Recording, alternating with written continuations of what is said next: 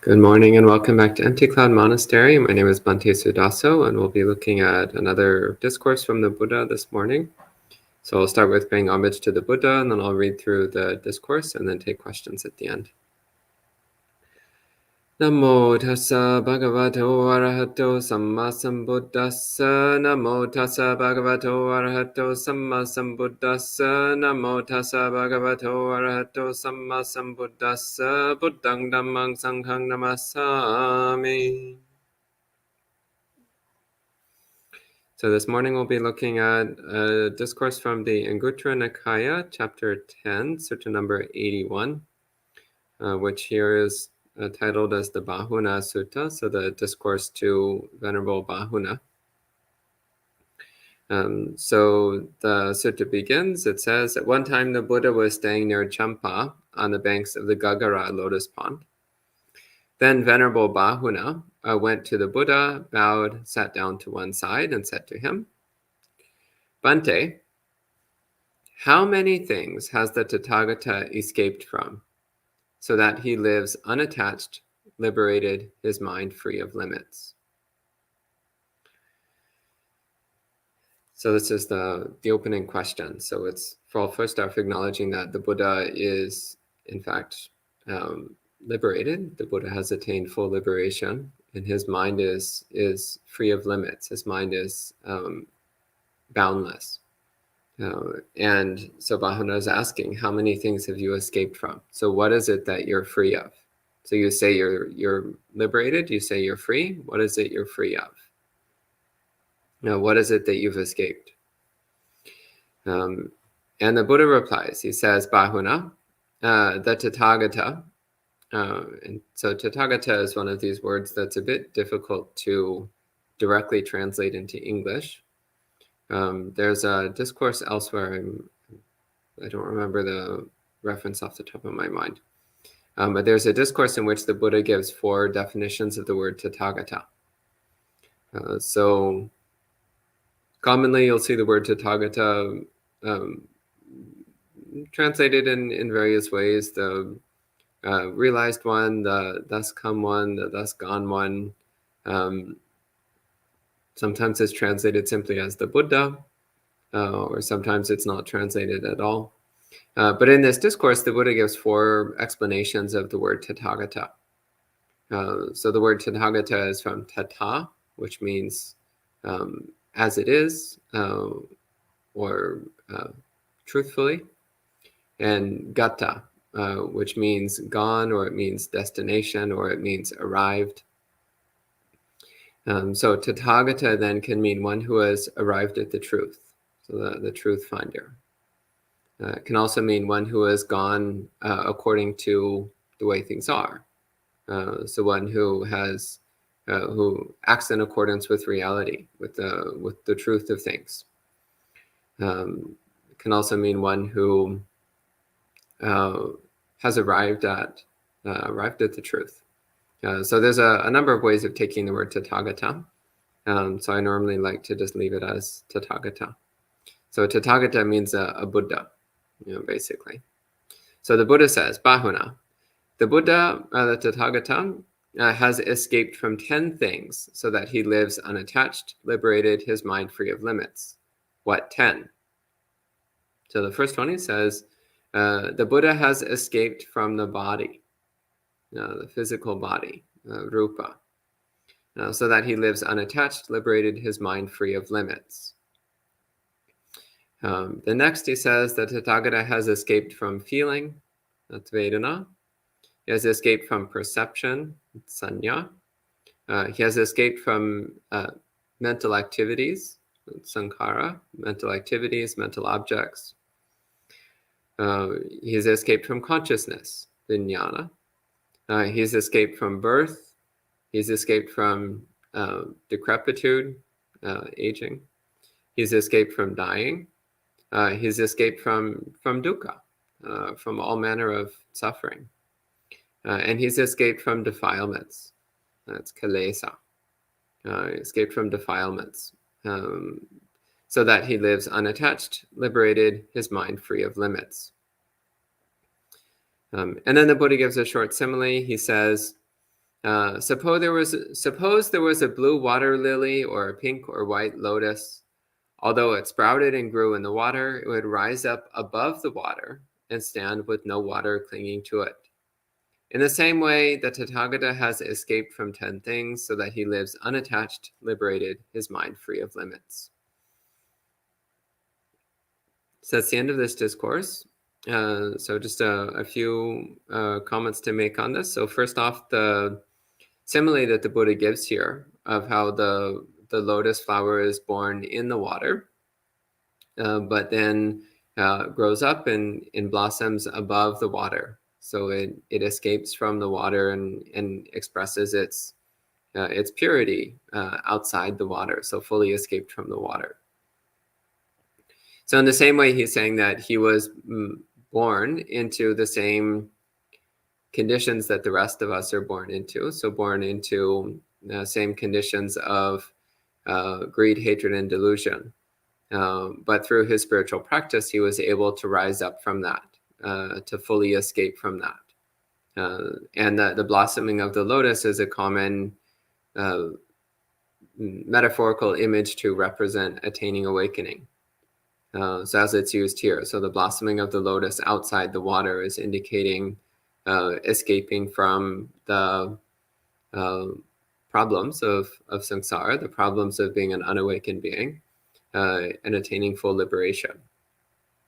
So these 10 things that the Buddha says that an awakened being has escaped from. So they escaped from, first off, the 5 khandhas, the 5 components of body and mind. First one is rupa, physical form, the body. So escaped from the body. First off, this means that there's no attachment to or identification with the physical form. One recognizes that the physical form is a impermanent, impersonal, natural phenomenon. It's something which has arisen because of causes and conditions, natural causes and conditions. It's temporary. It's not me. It's not mine. It's subject to changing and fading away. And that isn't a problem because it isn't me and it isn't mine. So if there's no attachment to any particular physical experience, then the arising and ceasing of the body doesn't affect one at all. It isn't a problem at all. So in this way, he's escaped from the physical body and is unattached and liberated with the mind free of limits in relationship to the physical body. Now, nonetheless, during the Buddha's lifetime, there was still a physical body present. There was still a physical body to be seen. And when people were interacting with the Buddha, they were looking at his physical body. They were relating to a physical body. So it's not that when the Buddha attained awakening, his body suddenly disappeared, or like he detached from his body like a child letting go of a balloon. But rather it was that he no longer had any desire or identification in relationship to the body experience. So he clearly recognized that the physical body was not who he was. He saw it as something which was not worth clinging to, not worth having any desire for, and also as not me and not mine, and therefore ultimately of no real value, no real importance. So in this way, the mind is escaped from it. So although the body experience is still there, the mind is not experiencing any suffering around it. And the same with the other khandhas. So feeling is the sensations that one experiences predominantly through the body, which can be felt as pleasant, unpleasant, or neutral, pleasant, painful, or neutral. And again, how much of our life is spent trying to maximize the pleasant sensations and minimize the painful sensations, and mostly try to ignore the neutral sensations. That's actually most of what we do. Most of what we do is this animalistic, feral drive to try to maximize the pleasant and minimize the painful. And meanwhile, we're not really paying much attention to the neutral because it doesn't register as sufficiently interesting or important to us. Well, one of the characteristics of an awakened being is that they have completely transcended this whole pleasure and pain thing. So they're no longer consumed with desire for pleasure and aversion for pain. So that means they have full self-control. They're able to experience pleasant sensations without being obsessed. They're able to experience painful sensations without being annoyed. They're able to experience neutral sensations with the same degree of mindfulness and presence as they do any other kind of sensation. And it also says in several places in the suttas that an awakened being also has the ability to transcend pleasure and pain entirely, and to perceive all sensations as pleasant or as neutral, or to perceive all of it with equanimity. So completely dropping this whole pleasure-pain dynamic. The third thing it says the Buddha's escaped from is sanya. So sanya was commonly translated as perception or identification or recognition. So sanya is the process of putting a label on things, of attaching a abstract concept to an experience. And the main problem with sanya is that it's usually distorted. So we have some experience and then we put a label on it. And then from that point onward, what we're living in is the mental construct based upon the label that we have. So for example, a cat wanders in and we have the concept cat. And then we're relating to the concept of cat that we formed in our mind. We're no longer relating to the actual experience of the cat, whether we're relating to our mental projection. So sanya, for an unawakened being, sanya is mostly a process of living in our mental projections, living in our fantasy world, which somewhat closely approximates reality, well enough so that we don't get hit by cars and drink rat poison or something. But sometimes it actually varies quite dramatically from reality. This is actually one of the major causes of disagreements and disputes between people, is because of different sanya. Two people are theoretically having the same experience, but they're perceiving it in different ways. So for all intents and purposes, they're actually having very different experiences, even though objectively it would seem like they're having the same experience. So an awakened being is free of that distortion and limitation of perception. An awakened being is no longer affected by this warped tendency to misperceive or misidentify experience. They always see and know things exactly as they are. Therefore, they're not confused. They're not misinterpreting their experience. So their mind is always directly perceiving reality as it is. The fourth one, so being free of Sankara. So here it's necessary to talk a bit about the word Sankara. So the word Sankara is used in a few different ways in different places in the suttas. In the context of the five khandhas, Sankara is referring to mental objects and activities. So thoughts and images appearing in the mind, concepts and ideas, emotions, these are all in the domain of Sankara. Also, any kind of active thinking or imagining is in the domain of Sankara. So mental objects and activities. And again, this is something which, for an ordinary unawakened person, we get really wrapped up in. We get really obsessed with our thoughts, our emotions, our mental images and activities, our memories, our plans. We think it's all very important, and we spend a lot of time rolling around in it. But the truth of it is that the vast majority of the mental objects and activities that occur in the mind are really unimportant. And most of it's based on desire and aversion. And also a lot of it is actually just arising from past causes and conditions. A lot of the mental objects and activities that appear aren't even something that we're really deliberately doing ourselves, but rather they're echoes of past experience. So an awakened being recognizes Sankara for what it is. They recognize it as being, well, first off, predominantly echoes of past causes and conditions, past experiences. They also recognize the irrelevance and futility of most Sankara.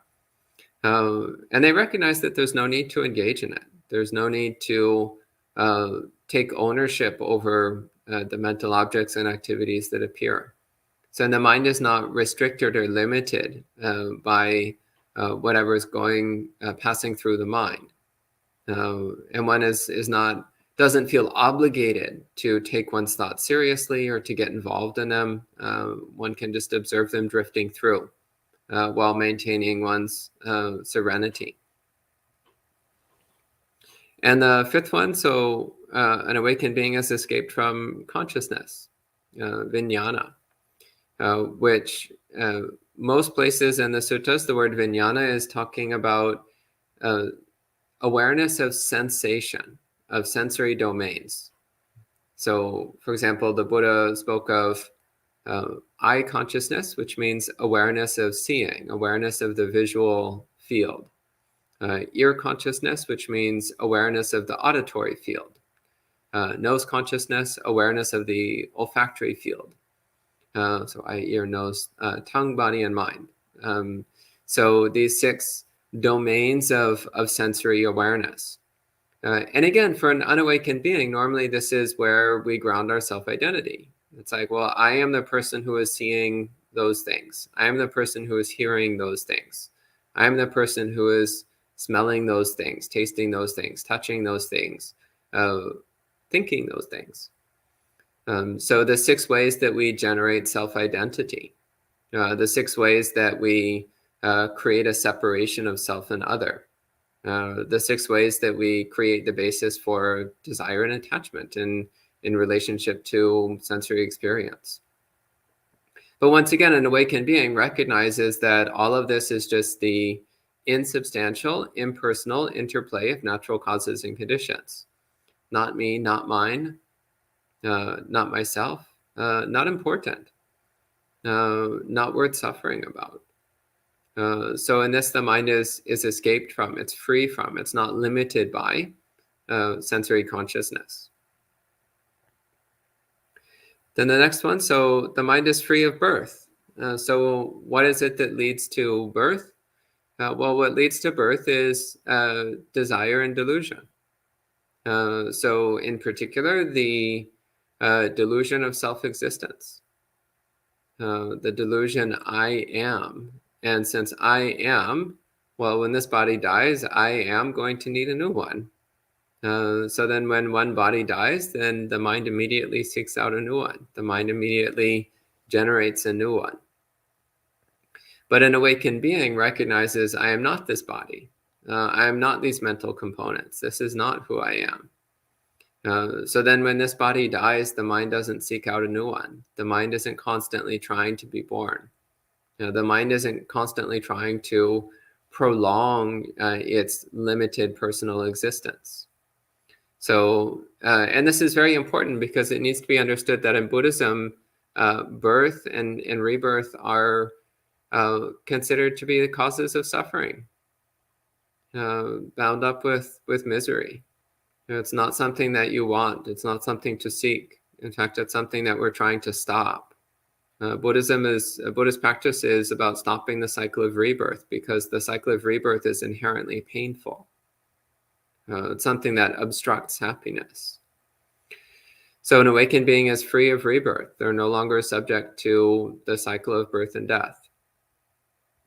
And if one is free from birth, then that also means one is free from aging and decrepitude.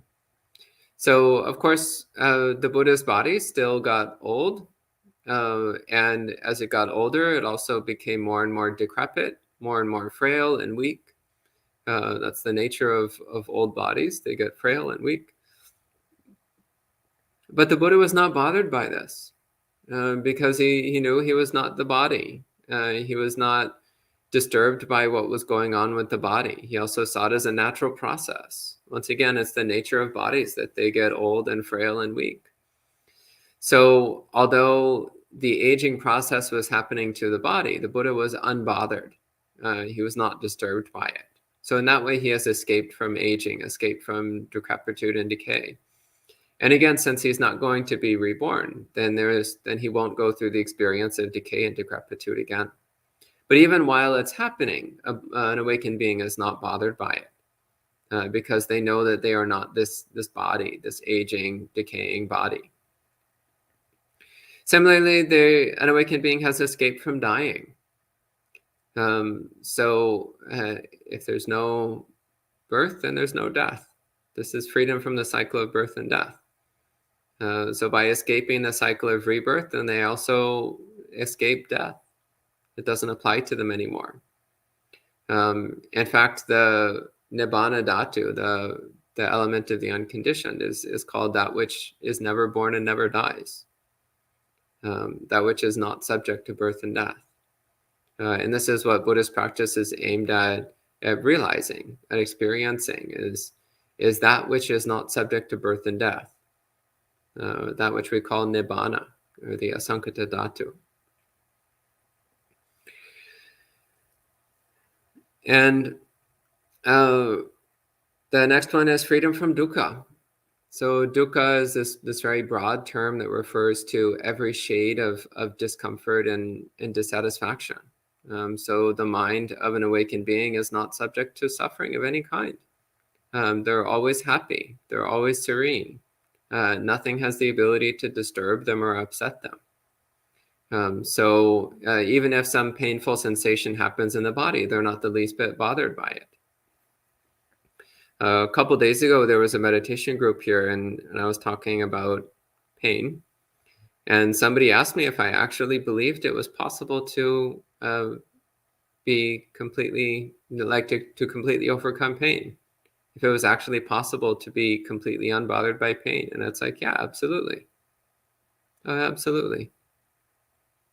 And that's just the starting, actually. That's just the first point. Yeah, to be completely unbothered by physical pain. Yeah, that's easy. And then we go beyond that, and to be completely unbothered by anything whatsoever.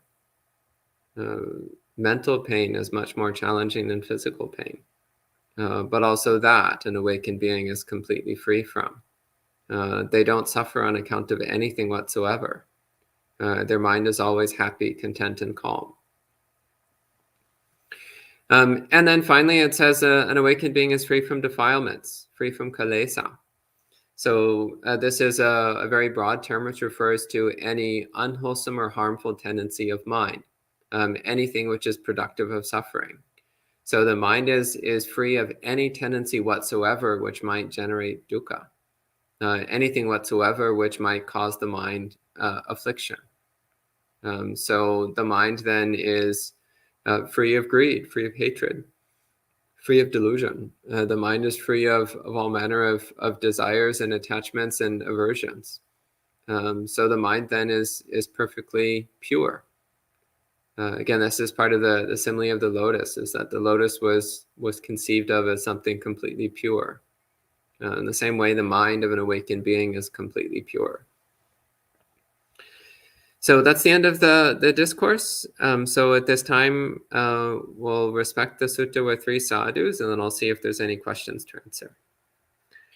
Sadhu, sadhu, sadhu.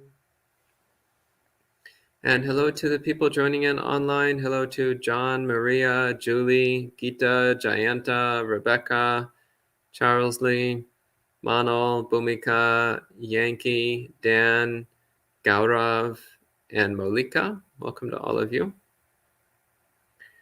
And Dan says, do you think an awakened being is able to escape pleasure and pain seeking just because that letting go of pleasure and pain is pleasurable? Able to escape pleasure and pain seeking just because that letting go of pleasure and pain is pleasurable. Well, rather it's the recognition that the activity of seeking pleasure is inherently painful. And the activity of avoiding pain is inherently painful. Whereas the state of equanimity is inherently joyful. So the most direct and immediate route to happiness is equanimity, contentment. So not to be bothered by pain and not to pursue pleasure, but rather to cultivate complete contentment and appreciation with whatever's going on right now.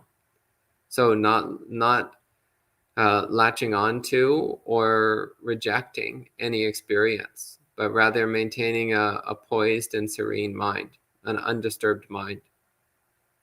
This is the most direct, immediate happiness because it happens right now and it doesn't depend upon any specific conditions. Whereas the happiness of pleasant sensation is limited, it's restricted, it's conditional, it's unreliable. And also trying to avoid pain. Well, you can only be successful to a limited degree. The only way to completely escape pain is through attaining awakening. And then one is completely free from pain because one is not bothered by any sensation. One is not affected by any sensation. And Bhavani says, not bothering the pain, won't it lead to negligence? Well, you're supposed to maintain mindfulness. So not being bothered by the pain, well, you still have to be clearly aware of the pain. So be clearly aware of the sensation, but maintain equanimity towards it. So yeah, you should be constantly maintaining mindfulness, clear awareness. That's the last question. Anything else on this discourse? Okay, so we'll go ahead and end it this time with 3 more sadhus. Sadhu, sadhu, sadhu. We'll see you next time.